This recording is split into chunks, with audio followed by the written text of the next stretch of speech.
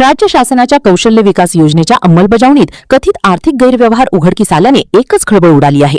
या प्रकरणात नागपूर येथील पुष्पांजली फाउंडेशन या संस्थेवर प्रत्यक्ष प्रशिक्षण न देता शासकीय निधी उचलल्याचा आरोप करण्यात आला असून या प्रकरणी येवदा पोलीस ठाण्यात गुन्हा दाखल करण्यात आला आहे।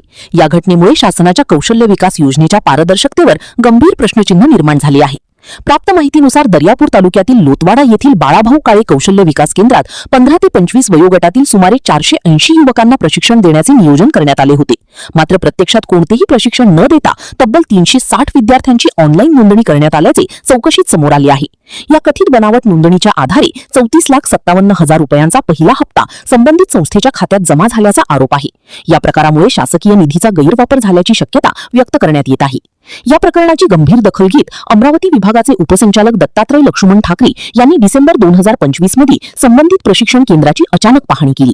पाहणी दरम्यान प्रत्यक्ष प्रशिक्षण सुरू नसल्याचे तसेच नोंदी व वास्तव परिस्थितीत तफावत आढळून आल्याचे समोर आले।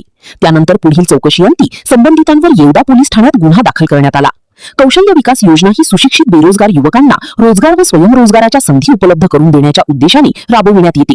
अशा योजनांमध्ये गैरव्यवहार झाल्यास केवळ शासनाचा निधीच धोक्यात येत नाही तर हजारो युवकांच्या रोजगाराच्या आशाही धुळीस मिळतात। त्यामुळे या प्रकरणातील दोषींवर कठोर कारवाईची मागणी होत आहे।